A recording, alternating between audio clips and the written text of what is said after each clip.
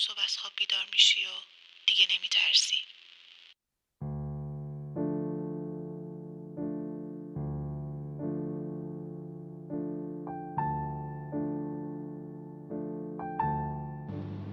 از اون کاری که مدت‌ها قرار بود انجامش بدی ولی از شروع کردنش میترسیدی.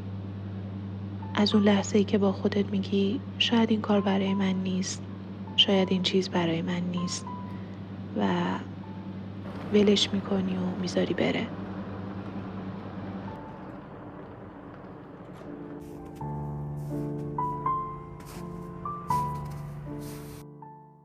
اون کار میتونه یه تصمیم خیلی بزرگ باشه یا یه چیز خیلی کوچیک، مثل گرفتن یه عکس برای اولین بار یا رانندگی کردن توی جاده پرپیچ و خم یا حتی درست کردن یه کیک شکلاتی بدون داشتن رسیپی. مهم نیست چیه، مهم اینه که چه کوچیک باشه چه بزرگ تو ازش میترسی.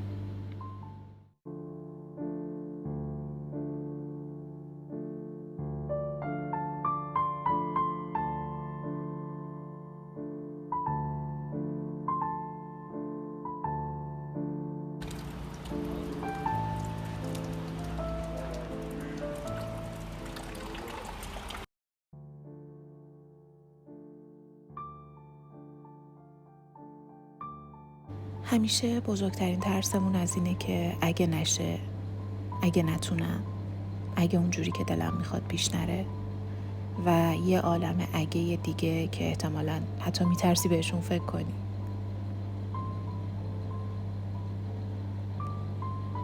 ولی من فکر میکنم ما خیلی وقتا از نشدن نمیترسیم.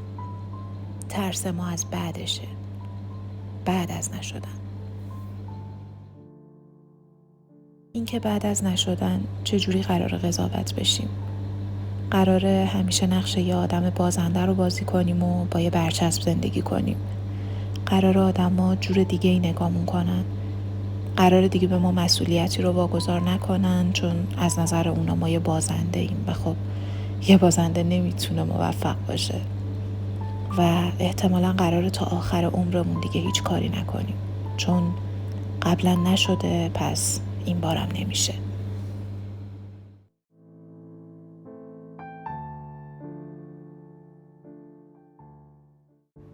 ولی راستشو بخوای منم ترسیدم. خیلی جاها.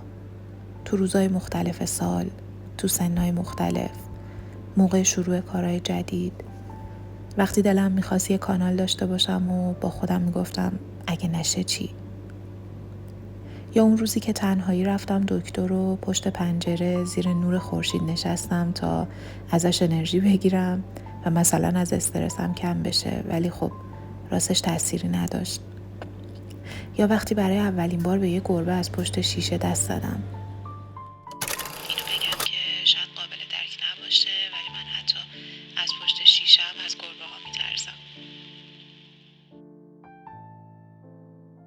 خیلی جاهای دیگه ای هم هست که ترسیدم. اولین باری که خواستم زبان تدریس کنم، اولین باری که ترجمه کردم، اولین لکچری که توی دانشگاه ارائه دادم، اولین باری که بچه داری کردم و تمام اون روزایی که توی یه دوراهی قرار گرفتم و مجبور بودم انتخاب کنم حتی اگه نمیدونم قراره چی بشه. من تو تمام اون روزا ترسیدم.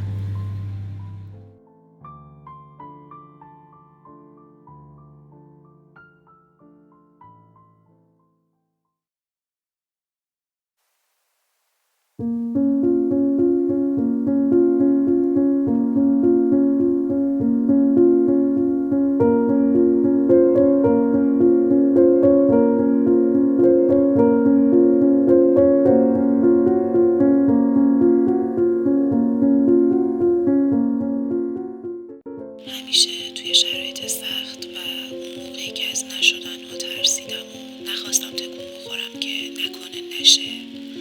تنها سوالی که نجاتم داده این بوده که اگه بشه چی؟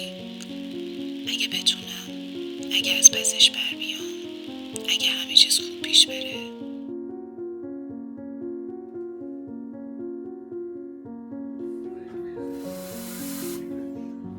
اون وقت همه چیز فرق میکنه.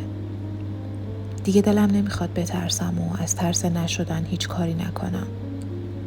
دلم میخواد برم جلو و با خودم تصور کنم که دوست دارم چجوری پیش بره.